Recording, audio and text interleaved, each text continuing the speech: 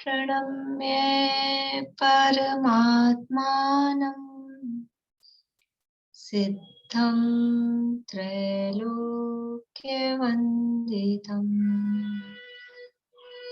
स्वाभाविक चिदानन्द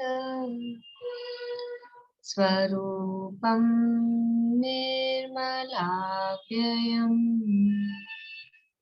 शुद्ध जीवादि द्रव्याणां देशकं च जिनेश्वरम् द्रव्य संग्रह सूत्राणां वृत्तिं वक्षे समासतः जीवमजीवम दवम् जिणवरवसहेण जेण निदिष्टम् देविन्दविन्दवन्दम् वन्दे तं सर्वदा शिरसा कहे जीव अजीव जिनवर वृषभ ने लोक में वे वंद्य सुरपति वृंद से वंदन करूं कर जो।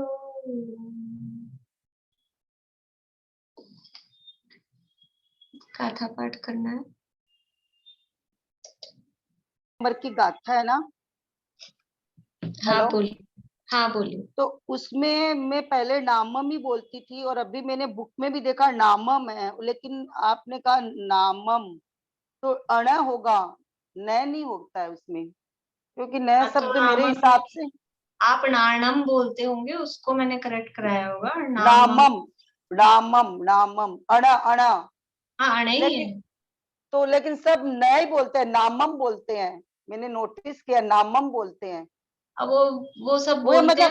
प्राकृत में ना अण ही आएगा, न नहीं आएगा। हाँ वो बात ठीक है, पर उस मिस्टेक को इतना मैं ध्यान नहीं देती हूँ, क्योंकि अब वो एक एक इतनी वो मोटी, अब वो तमहा के लिए मैं इतना बोलती हूँ, फिर भी जिनको तमहा तमहा बोलना होता है वो तमहा ही बोलते हैं। नहीं, मैं नामम बोलती थी, इसीलिए आपने मतलब कहा मैंने ना, आपको केवल, मैंने जिनको भी करेक्ट कराया है, अगर नानम बोलते थे तो नानम को नामम कराया था, बाकी ण और न के लिए मैंने नहीं बोला कभी भी। आपने वो समझा होगा।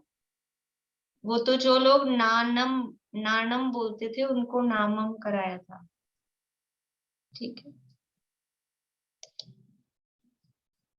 बाकी प्राकृत में अण ही होता है, न नल वाला नहीं होता है, तो वो शुद्ध उच्चारण अण ही होगा। पर वो अपन लोग इतना बोलते नहीं है ना उच्चारण में। अब वो बहुत ही बारीक, इतनी इतनी बारीक गलतियां नहीं टोकती हूँ फिर मैं। एक क्वेश्चन एकदम आउट ऑफ कॉन्टेक्स्ट से पूछ लूं, मैं सोची थी आपको अलग से पूछूंगी। एक बोलिए, अगर शॉर्ट में जवाब होगा तो दे देंगे। एकदम शॉर्ट में सिर्फ वो भी मैं ना भरत का अंतर्द्वंद सुन रही थी, तो उसमें ना वो जैसे भरत चक्रवर्ती की 96,000 रानियां बोलते हैं, लेकिन वो जब 6 खंड जीतने गए थे उसके पहले तो उनको पुत्र रत्न और मारीच सब हो चुके थे, तो वो भी तो उनके पुत्र और उनके सब मतलब होंगी ना तो पहले। सब मिला के पूरे जीवन काल में 96,000 होती है एक ही साथ, मतलब नहीं, फिर बोले ना कि 6 खंड जीतने जाते हैं तो 32,000 करके सब जगह से उनके आती है। हाँ तो यहाँ की भी तो होती है, तो उससे पहले यहाँ वाली तो हो ही जाती है ना, जो अपने अच्छा, आर्यखंड वाली है तो वो तो पर एक्चुअली टोटल 96,000 ही है। हाँ। अच्छा ठीक। चलिए 50वीं गाथा का यहाँ रिवीजन अपना चल रहा है रहते संग्रह के अंतर्गत, और तीसरा अधिकार है उसमें, जो ध्यान वाला प्रकरण है, तीसरे अधिकार का दूसरा अंतराधिकार, उसमें 50वीं गाथा के आधार पे अपन देख रहे हैं। गाथा का पाठ करते हैं। नट्ठ जदुघायिकं मोदंसण सुगणाण वीर्यमय्यो सुहदेहत्थो अप्पा शुद्धो हरिहो विचिन्तिज्जो। जिन्होंने 4 घातिया कर्मों का नाश किया है और जो अनंत दर्शन सुख ज्ञान वीर्यमय है, जो उत्तम देह में विराजमान है और जो शुद्ध अर्थात 18 दोष रहित हैं, ऐसे आत्मा अरहंत हैं, उनका ध्यान करने योग्य है। अरहंत भगवान का स्वरूप बताया है और वो स्वरूप यहाँ टीका में सिद्ध किया कि 4 घातिया कर्म नष्ट किए, वो किस प्रकार नष्ट किए, किसके माध्यम से नष्ट किए, और जो अनंत दर्शन ज्ञान सुख वीर्यमय है, तो वो दर्शन ज्ञान सुख वीर्य किस प्रकार से प्राप्त हुए, और उत्तम देह में विराजमान है, तो वो उत्तम देह कैसी है, उस देह को उत्तम क्यों कहा, वो बात टीका में कही। और शुद्ध, शुद्ध शब्द का अर्थ किया जो 18 दोषों से रहित है। यद्यपि शुद्ध शब्द में अकेला हम मोह राग द्वेष से रहित है ऐसा भी कहते हैं, तो ऐसा कहने में भी सारी बात आ जाती है, लेकिन उसको अलग से हाईलाइट करके 18 दोषों रहित हैं, ऐसे एक एक दोष को अलग अलग हाईलाइट करके बताने के लिए यहाँ शुद्ध शब्द का अर्थ 18 दोषों से रहित है ऐसा कहा है। बोलिए सरोजा दी।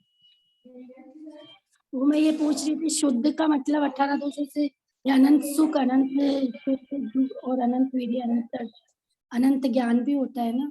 शुद्ध बोले तो शुद्ध अंतर्मय आत्मा, ये भी लिख सकते हैं, क्योंकि शुद्ध शब्द का अर्थ तो होता है राग द्वेष से रहित वीतरागी, तो वही अर्थ यहाँ किया, लेकिन उस राग द्वेष तो दो ही शब्द थे, उसको थोड़ा खुलासा करके 18 दोषों से रहित।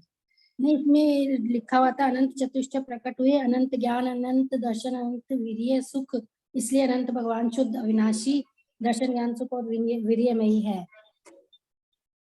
वो शुद्ध अविनाशी वैसे, लेकिन शुद्ध शब्द का अर्थ ये नहीं होगा कि अनंत ज्ञान दर्शन सुख वीर्य में है। वो तो अनंत ज्ञान दर्शन सुख वीर्य वो शुद्ध प्रकट हुए हैं, समस्त कर्मों के अभाव से प्रकट हुए हैं।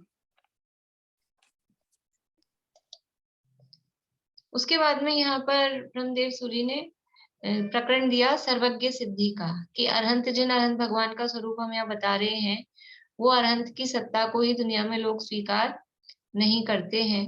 तो ऐसे अरहंत हैं या नहीं है, पहले इसकी सिद्धि की बात की। पहले ये तो मान लें कि अरहंत होते हैं, भगवान होते हैं, सर्वज्ञ होते हैं। अरहंत होते हैं मतलब जो वीतरागी और सर्वज्ञ होते हैं वो अरहंत हैं, इसलिए वीतरागता के लिए तो शुद्ध शब्द दिया ही है। लेकिन मुख्य मुद्दा है सर्वज्ञता का।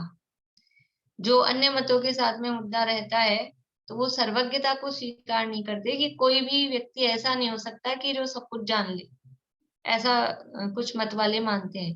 भूतकाल को जान लेंगे, वर्तमान को जान लेंगे, भविष्य को भी कंडीशनल जानेंगे कि कुछ बातें जाने, कुछ नहीं जाने, कुछ अंदाज से, अनुमान से ऐसा जाने। तो पूरा सब कुछ भूत का, भविष्य का, वर्तमान का कोई व्यक्ति जान ले, ऐसा अन्य मत वाले स्वीकार नहीं कर पाते हैं। तो उनके सामने पहले ये सिद्ध किया गया या किया जा रहा है कि सर्वज्ञ कोई व्यक्ति ऐसा होता है जो सब कुछ जान सकता है।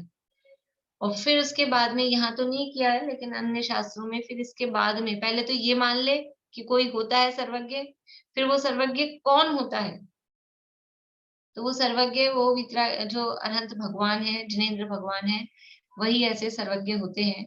महावीर शब्द से समझ लो, महावीर भगवान ही ऐसे सर्वज्ञ होते हैं, ऐसा वो फिर इसके बाद में सिद्ध किया। तो यहाँ तो सामान्य रूप से सर्वज्ञ सिद्धि की सर्वज्ञ होते हैं, वो बात यहाँ पर चल रही है। तो सबसे पहले जो सामने वाले ने, जो कौन से मत वाले थे जिन्होंने तर्क दिया कि सर्वज्ञ नहीं है, क्या तो उसमें उन्होंने पक्ष दिया, क्या हेतु दिया और क्या दृष्टांत दिया? कौन से मत वाले थे और उन्होंने हेतु, पक्ष और दृष्टांत क्या दिया?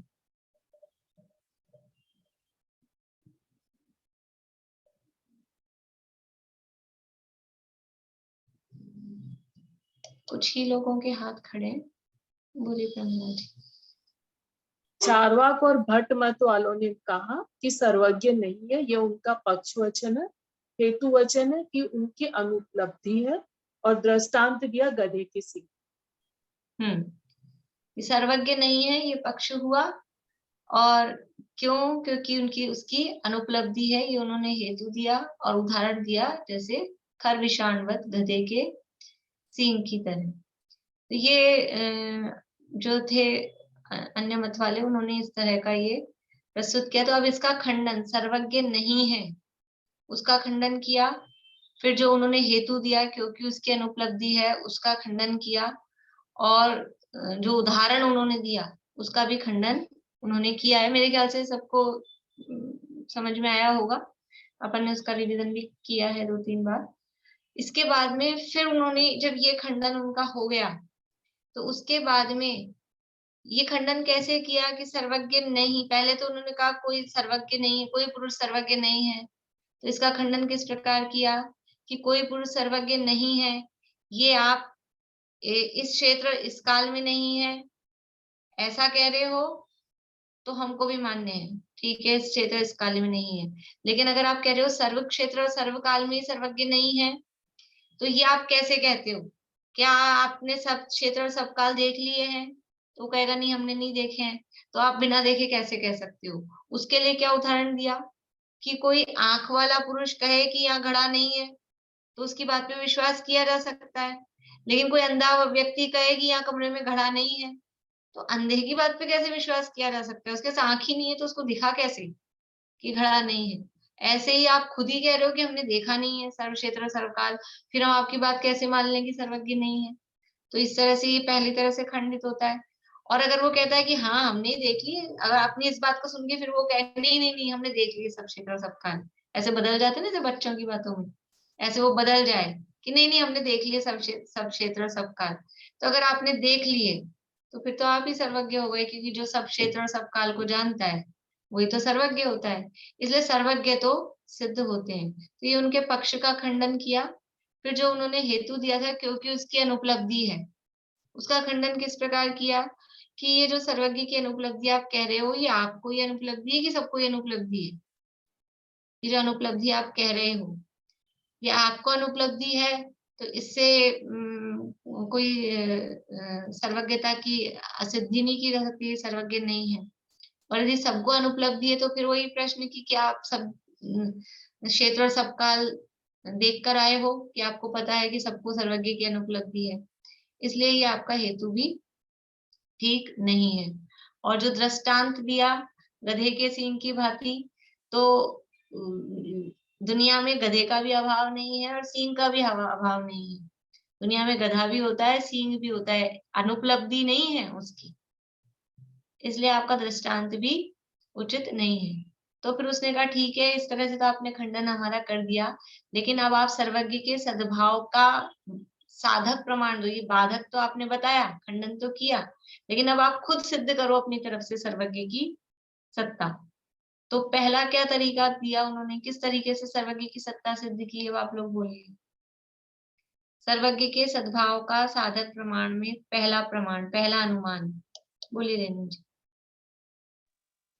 कोई पुरुष सर्वज्ञ है क्योंकि कोई भी सूक्ष्म पदार्थ और जो दूर चीजें होती है, क्या बोलते हैं उसको, पहला अनुमान बताना, ये तो दूसरा आ गया, पहला अनुमान बताना।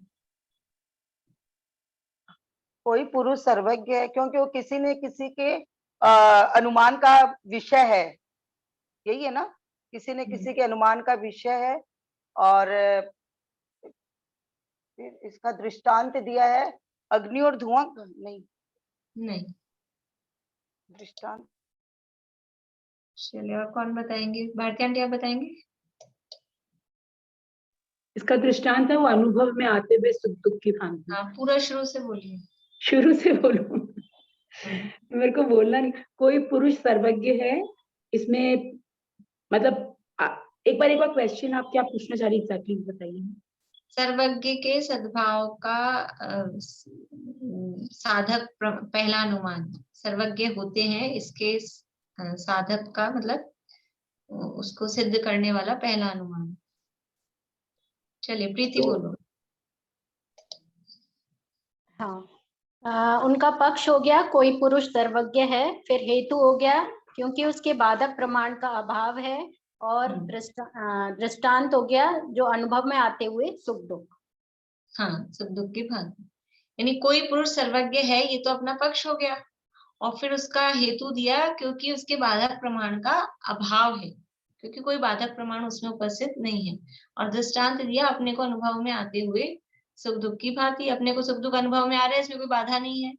ऐसे ही कोई पुरुष सर्वज्ञ है, अब इसमें कोई बाधक प्रमाण ही नहीं है, तो उसका सद्भाव फिर माना जा सकता है। सर्वज्ञ के सद्भाव का दूसरा अनुमान। बोलिए प्रमिला जी।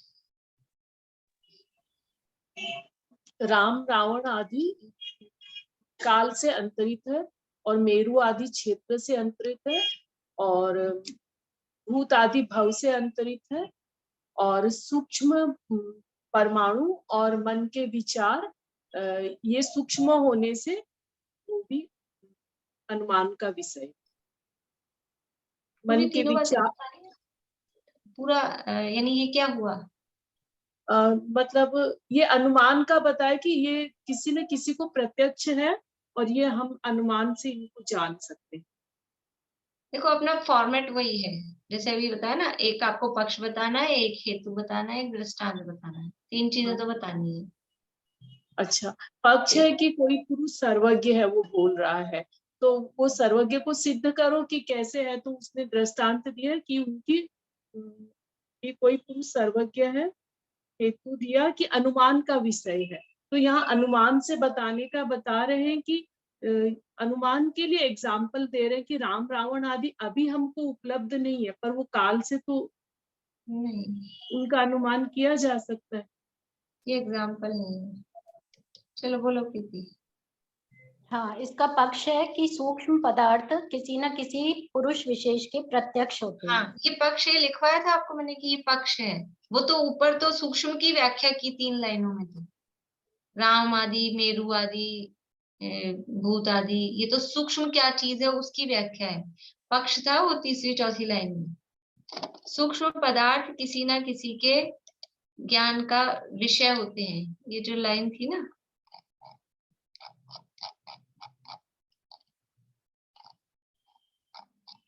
देखिए ये वाली लाइन, पेज नंबर देख लीजिएगा। सूक्ष्म पदार्थ, ये 4थी लाइन। सूक्ष्म पदार्थ किसी भी पुरुष विशेष के प्रत्यक्ष होते हैं, ये पक्ष है। यहाँ लिखा है यह धर्मी और धर्म के समुदाय रूप पक्ष वचन है। और फिर सूक्ष्म पदार्थ क्या चीज होती है, तो वह 3 लाइनों में बताया है कि राम रावण आदि, मेरु आदि, विकल्प, दूसरों के चित्त के विकल्प, व्यंतर आदि, परमाणु आदि, ये सब सूक्ष्म है। सूक्ष्म पदार्थ किसी भी पुरुष विशेष के प्रत्यक्ष होते हैं, ये पक्ष वचन है। बोलो आगे। अरे प्रीति का विषय होने से। फिर से बोलो प्रीति, आवाज तुम्हारा नेटवर्क स्लो है। इसमें हेतु है अनुमान का विषय होने से। हाँ, हेतु है अनुमान का विषय होने से। सूक्ष्म पदार्थ किसी के या प्रत्यक्ष होते हैं, ये पक्ष हुआ। फिर हेतु क्या हुआ? हेतु मतलब उसमें साधन, किस कारण से अपन कह रहे हैं, तो अनुमान का विषय होने से। हाँ बोलो आगे आगे। दृष्टांत हो गया कि जैसे धुएं से अग्नि का ज्ञान। इसमें दृष्टांत 2 तरह के दिए हैं, एक अन्वय दृष्टांत और एक व्यतिरेक दृष्टांत। इसी की चर्चा अपनी उस दिन कर रही थी। 2 तरह के दृष्टांत दिए हैं। साधन की सिद्धि हो रही है और जहाँ साध्य नहीं है तो वहाँ साधन की सिद्धि नहीं होगी, वो व्यतिरेक दृष्टांत होगा। हाँ, तो अन्वय दृष्टांत दिया धुएं से अग्नि के ज्ञान की भांति, और व्यतिरेक नहीं, सॉरी, अन्वय दृष्टांत दिया है ये। और व्यतिरेक दृष्टांत कौन सा है? म्यूट हो गई क्या? अनम्यूट करो। हाँ, कि जहाँ अग्नि नहीं है वहाँ धुआं भी नहीं है। हाँ, ये व्यतिरेक। हाँ, ये व्यतिरेक। ये चीजें ध्यान रखनी है आपको इसमें। मतलब वो प्रकरण है तो इसमें पक्ष क्या है, हेतु क्या है, उदाहरण क्या है, ये तो, इसमें से देखना अपने को। कम से कम जितना अपने है ना इसमें, और दूसरे उदाहरणों में ना सही, पर जो अपने यहाँ दिया है उसमें उतना सा छांटना अपने को आना चाहिए। बोली भारती आंटी। ये फिर जो काल और क्षेत्र और भाव से ये जो दूर बोला, ये क्या चीज, ये किस में आएगा? ये तो सूक्ष्म पदार्थ है। सूक्ष्म पदार्थ ऐसे 4 प्रकार के बताए। कोई काल से दूर है उसको भी सूक्ष्म कहा, कोई क्षेत्र से दूर है उसको भी सूक्ष्म कहा, कोई भव से दूर है, व्यंतर आदि है भी, उनका भव ही अलग है, उनको भी सूक्ष्म कहा। कोई दूसरे के मन के विकल्प है, वो उनको पकड़ में नहीं आते, वो सूक्ष्म है। एक आंखों से मतलब इंद्रियों से सूक्ष्म है, परमाणु आदि इंद्रियों से ज्ञात नहीं होते हैं, उस अपेक्षा से सूक्ष्म तो है। ये जो पक्ष वाक्य है कि सूक्ष्म पदार्थ, तो इससे पहले सूक्ष्म पदार्थ का बता रहे हैं कि वो सूक्ष्म हाँ, पदार्थ। तो वो उससे पहले सूक्ष्म पदार्थ की व्याख्या की 3 लाइनों में कि सूक्ष्मता इतने इतने तरह के सूक्ष्म पदार्थ, चाहे वो क्षेत्र से दूर वाले सूक्ष्म हो, चाहे काल से दूर वाले हो, चाहे भव से दूर हो, चाहे इंद्रियों से दूर हो, किसी भी टाइप के दूरी हो, वो सूक्ष्म पदार्थ हैं। और वो सूक्ष्म पदार्थ भी किसी न किसी के ज्ञान के प्रत्यक्ष होते हैं। किसी के प्रत्यक्ष क्यों होते हैं? क्योंकि वो अनुमान का विषय होते हैं।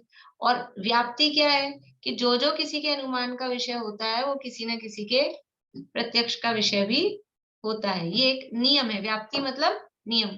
उस दिन की ख्याल में आ गई वो आपको अपनी कहाँ चल रही थी बात? 4-5 दिन का गैप हो जाता है ना, तो ऐसा लगता है पूरा धुल गया सारा, सब साफ हो जाता है वैसे तो।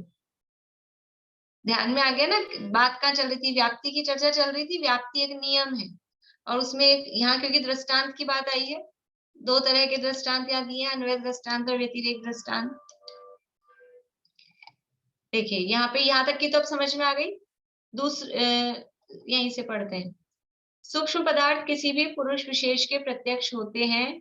यह धर्मी और धर्म के समुदाय रूप पक्ष वचन है। ठीक है, उनमें राम रावण आदि काल से अंतरित पदार्थ, फिर ये क्षेत्र से अंतरित पदार्थ, भव से अंतरित पदार्थ, और ये सब पदार्थ तो है धर्मी। ये जो सूक्ष्म पदार्थ है ना, जितने भी ये सूक्ष्म पदार्थ, ये है धर्मी।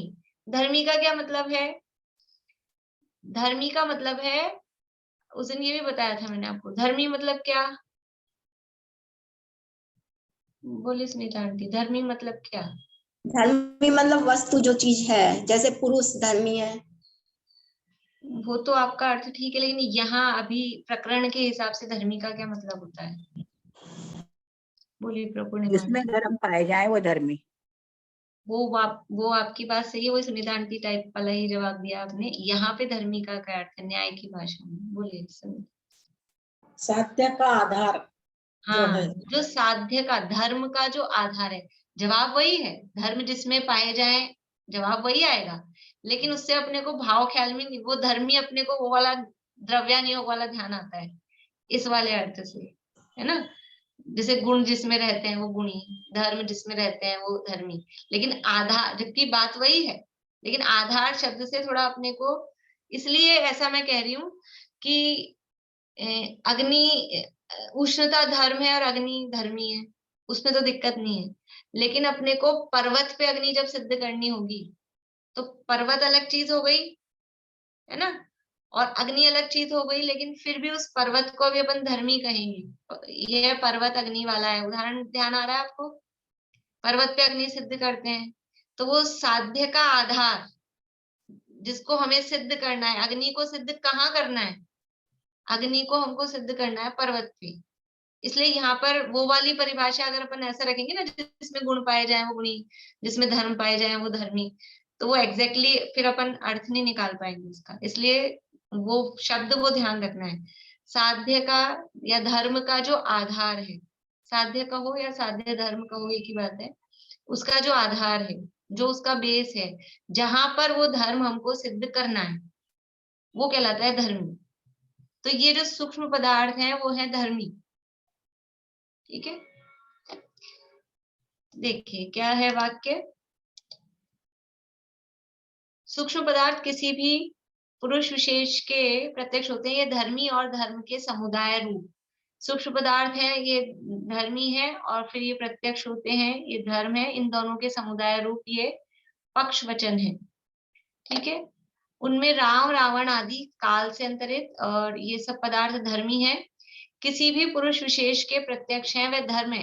वैसे यहाँ बिल्कुल क्लियर ऐसे लिखा हुआ है, एकदम सरलता वाला, जैसे अपने को समझ में आ जाए। ये वाक्य बताया, ये पक्ष वचन है।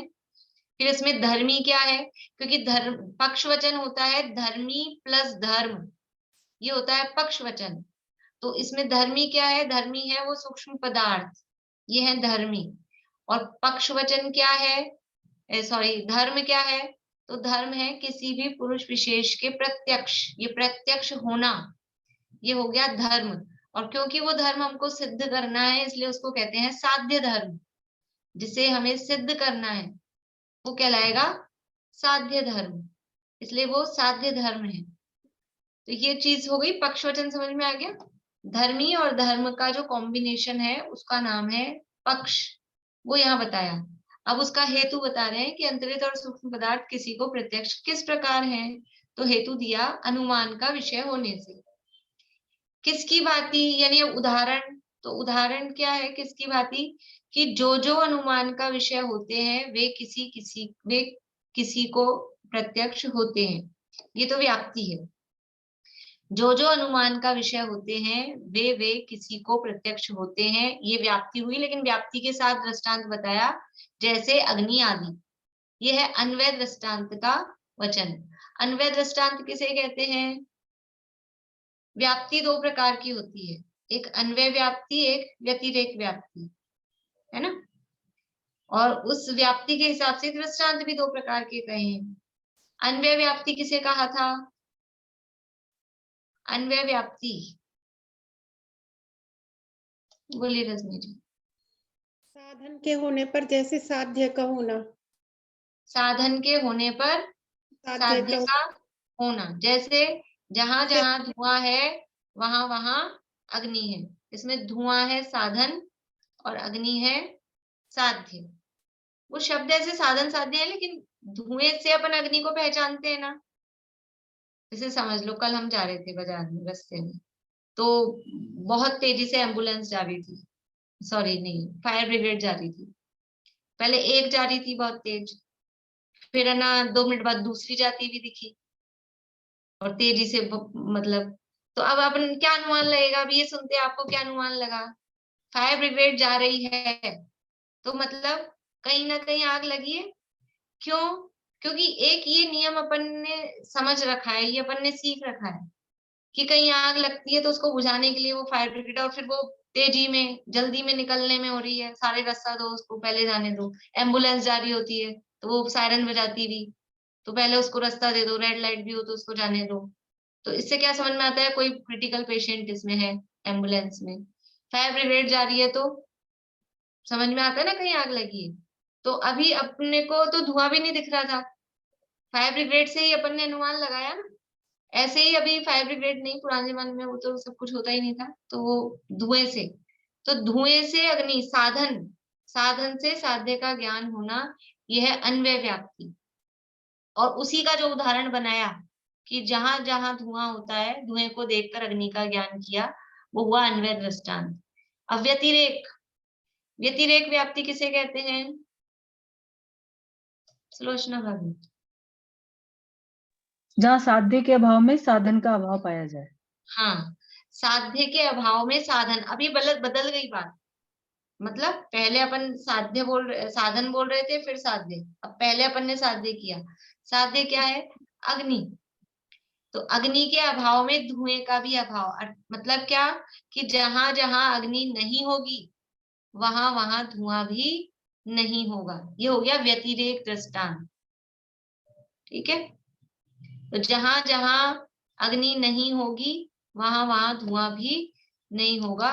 इस तरह से ये व्यतिरेक दृष्टांत। तो यहाँ पर ये दृष्टांत बताया कि जो जो अनुमान का विषय होते हैं वे किसी को प्रत्यक्ष होते हैं। जो जो अनुमान का विषय होते हैं वे किसी को प्रत्यक्ष होते हैं, जैसे अग्नि आदि। क्योंकि अग्नि है वो अनुमान का विषय है, और वो अनुमान किससे होता है? धुएं से।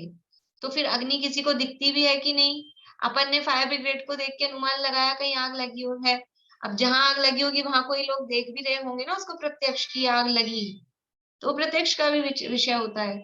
ये अन्वय दृष्टांत का वचन है। और अब इसके साथ में फिर ये दृष्टांत हुआ, और फिर उपनय और निगमन, ये जो 2 अंग और हैं लास्ट में। उपनय किसे कहते हैं? उपनय का मतलब क्या है? किसको रिपीट करना? बोले रेणु जी, उपनय किसे कहते हैं? हेतु को रिपीट करना, उसका उपसंहार रूप।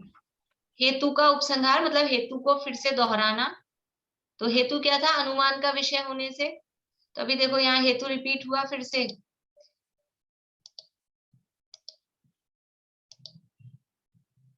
ये अन्वय दृष्टांत का वचन है। अंतरित और सूक्ष्म पदार्थ अनुमान के विषय हैं। ये हेतु था और ये हेतु को रिपीट किया। तो यह उपनय का वचन है, तो अपने को समझाने के लिए लिखा है, नहीं तो वाक्य सीधे सीधे क्या बनेंगे, इन्वर्टेड कॉमास वाले। देखो ऊपर से पढ़ो वापस से। सूक्ष्म पदार्थ किसी भी पुरुष विशेष के प्रत्यक्ष होते हैं,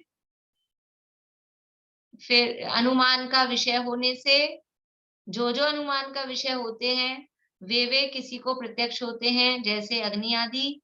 अंतरित और सूक्ष्म पदार्थ अनुमान के विषय हैं, अतः अंतरित और सूक्ष्म पदार्थ किसी को प्रत्यक्ष होते हैं। ये पूरा वाक्य, मतलब एक जैसे आंसर बनाते हैं ना अपन, अपना बात बताई, तर्क दिया, फिर वापस चूंकि ऐसा है इसलिए ऐसा होता है, इस तरह से ये उपनय और निगमन। तो उपनय में क्या है, जो हेतु है उस हेतु को वापस से, जिसे अपनी भाषा में यहाँ पे एक शब्द और अपन उसमें जोड़ लेना, चूंकि। चूंकि सूक्ष्म पदार्थ अनुमान का विषय होते हैं, ये उपनय का वचन हुआ। इसलिए निगमन किसे कहते हैं, इसलिए करके जो वाक्य अपन कहेंगे वो निगमन कहलाएगा। निगमन किसे कहेंगे, बोलिए प्रमिला जी। पक्षवचन। पक्षवचन को फिर से रिपीट करना। तो इसलिए ऊपर कहा था चूंकि सूक्ष्म पदार्थ किसी के अनुमान का विषय होते हैं, इसलिए वो भी किसी न किसी के प्रत्यक्ष होते हैं। वो पक्षवचन अपना वापस से रिपीट हो गया।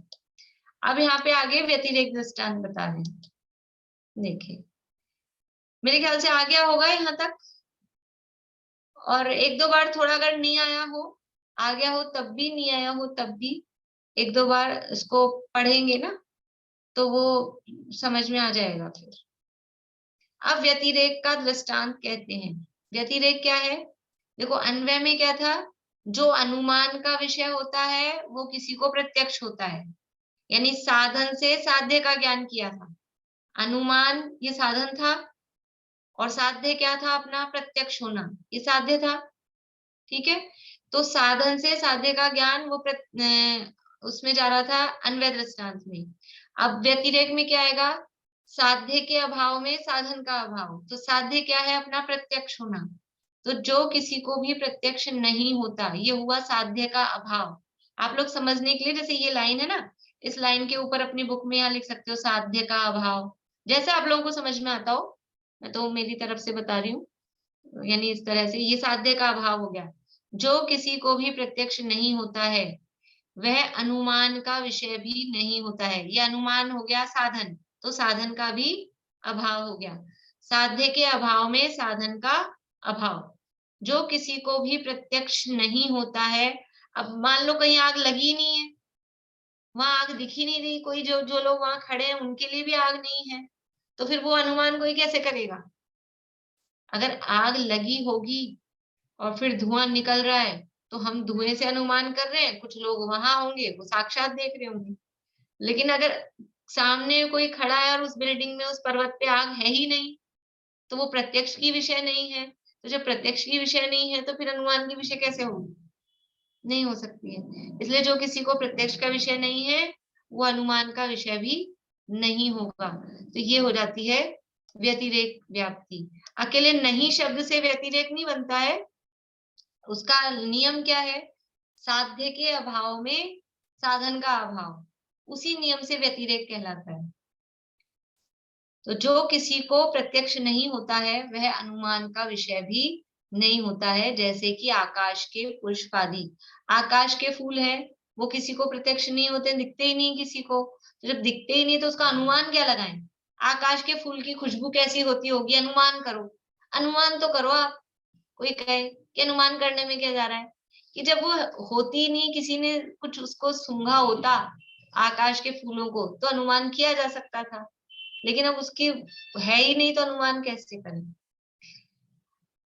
फिर ये हो गया दृष्टांत। अब वापस से उपनय का मतलब क्या है, हेतु को रिपीट करना।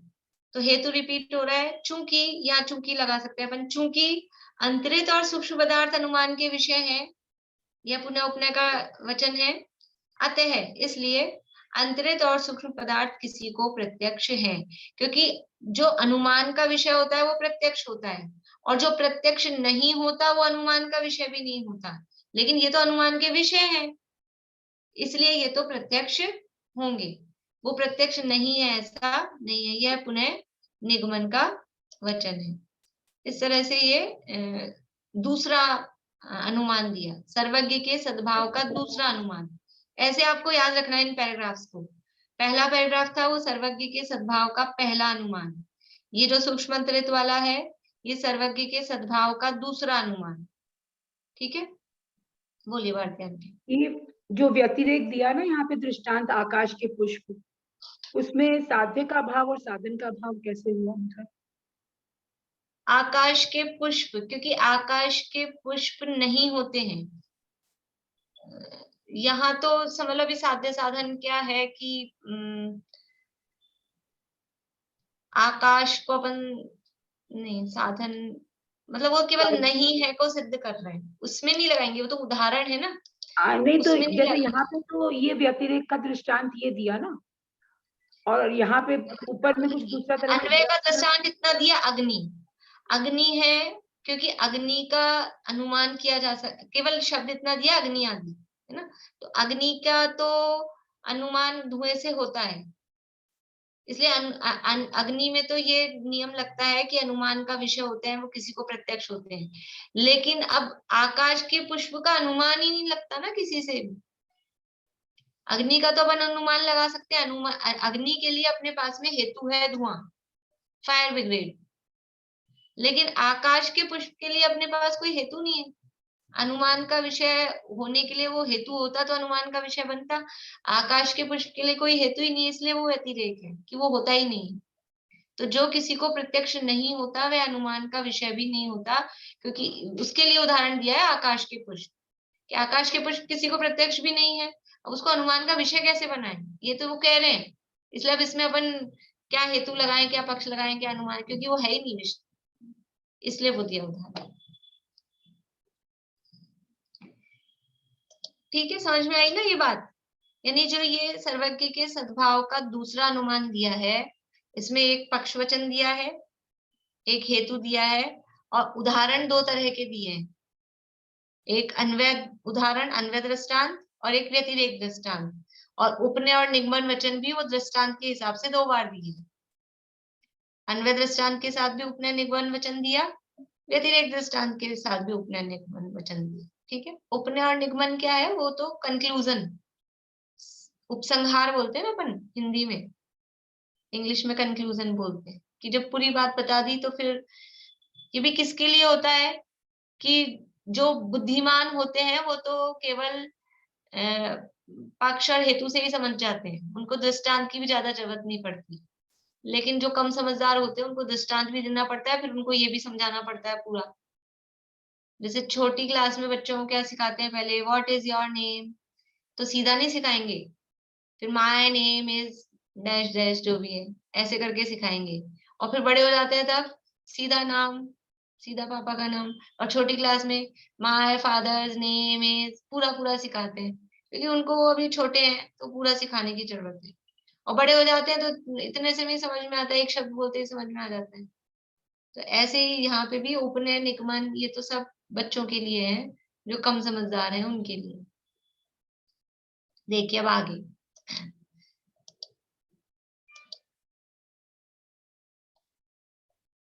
अंतरित और सूक्ष्म पदार्थ किसी को प्रत्यक्ष है अनुमान का विषय होने से, यहाँ अनुमान का विषय होने से यह हेतु है। सर्वज्ञ रूप साध्य में यह हेतु सब प्रकार से संभव है। मतलब अब हेतु की सिद्धि कर रहे हैं। पहले तो क्या किया था, अभी ये पिछले पैराग्राफ में ये जो अपन ने इतना पढ़ा ना, इस सब में तो अपने पक्ष की सिद्धि की कि सूक्ष्म पदार्थ किसी भी पुरुष विशेष के प्रत्यक्ष होते हैं, यहाँ ये पक्ष है। और किसी भी सूक्ष्म पदार्थ किसी के प्रत्यक्ष है, इसका मतलब है उनको जानने वाला है तो सर्वज्ञ भी होगा। ऊपर तो पहले अनुमान में तो सीधा ही कहा था कोई पुरुष सर्वज्ञ है, ये पक्ष वचन दिया था। दूसरे अनुमान में पक्ष वचन बदला है, भाव उसका वही है, लाइन बदली है, भाव उसका वही है। तो यहाँ पक्ष वचन दिया है सूक्ष्म पदार्थ किसी भी पुरुष विशेष के प्रत्यक्ष होते हैं। अब जो इसका हेतु दिया है कि अनुमान का विषय होने से, तो ये अनुमान का विषय होने से इसको सिद्ध कर रहे हैं, क्योंकि पीछे उनके हेतु का भी खंडन किया था ना, क्योंकि वो दिखाई नहीं दे रहा है, उन्होंने हेतु दिया था, सद्भाव नहीं है।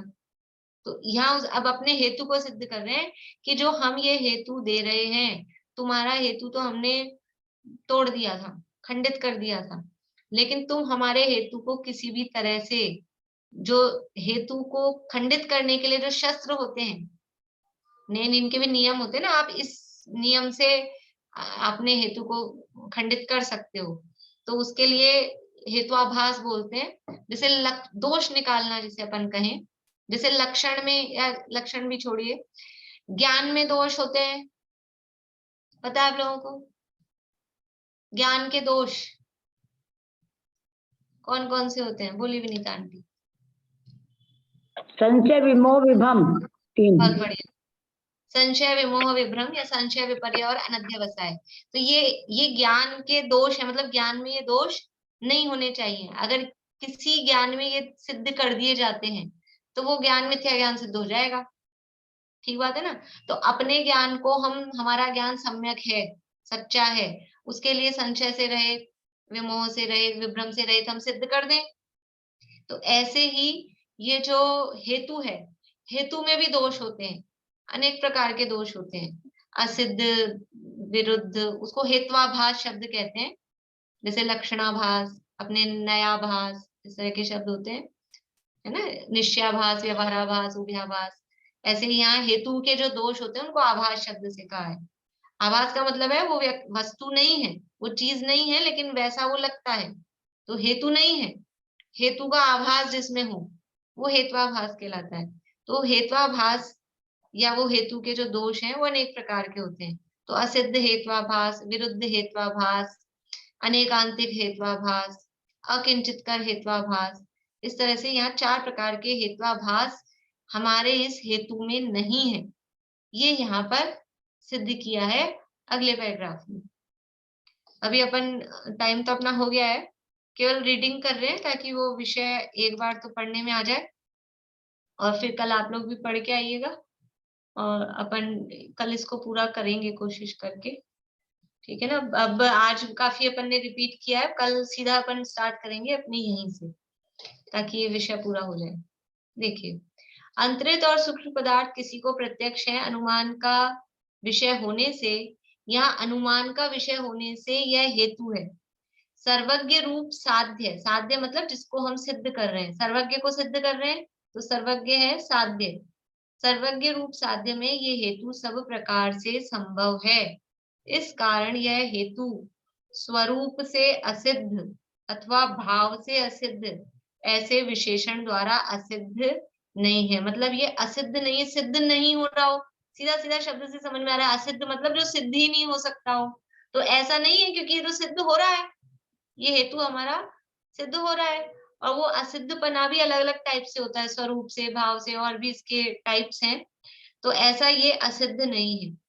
तथा उक्त हेतु सर्वज्ञ रूप अपना पक्ष छोड़कर सर्वज्ञ के अभाव रूप विपक्ष को सिद्ध नहीं करता, कि हम जिसके लिए वो हेतु दे रहे हैं, पता लगा अपने को तो सिद्ध किया नहीं, पड़ोसी को सिद्ध कर दिया। ऐसा होता है कभी कभी, कोई वकील कोर्ट में अपनी दलीलें दे रहा हो और पता लगा कि वो सामने वाले के फेवर में जा रही, तो ऐसा नहीं है हमारा ये हेतु कि हम दे तो अपने फेवर में रहे लेकिन ये फेवर दूसरे का कर रहा हो। तो ऐसा ही विपक्ष को सिद्ध नहीं कर रहा है, इस कारण विरुद्ध भी नहीं है। तथा वह हेतु जिस प्रकार सर्वज्ञ के सद्भाव रूप स्वपक्ष में वर्तता है, उसी प्रकार सर्वज्ञ के अभाव रूप विपक्ष में भी नहीं वर्तता। इस कारण उक्त हेतु अनेकांतिक भी नहीं है। अनेकांतिक का क्या अर्थ है? व्यभिचारी, ऐसा अर्थ है। तथा उक्त हेतु प्रत्यक्ष आदि प्रमाणों से बाधित भी नहीं है। तथा वह हेतु सर्वज्ञ को नहीं मानने वाले प्रतिवादियों को असिद्ध ऐसे सर्वज्ञ का सद्भाव सिद्ध करता है। इस कारण अकिंचित कर भी नहीं है। इस प्रकार अनुमान का विषय होने से यह हेतु असिद्ध, विरुद्ध, अनेकांतिक और अकिंचित कर रूप जो हेतु के दोष हैं उनसे रहित है। अतः वह सर्वज्ञ के सद्भाव को सिद्ध करता ही है। उपरोक्त प्रकार से सर्वज्ञ के सद्भाव में पक्ष, हेतु, दृष्टांत, उपनय और निगमन रूप 5 अंगों से युक्त अनुमान जानना। इस प्रकार से ये अनुमान की चर्चा यहाँ सर्वज्ञ के सद्भाव की एक की है।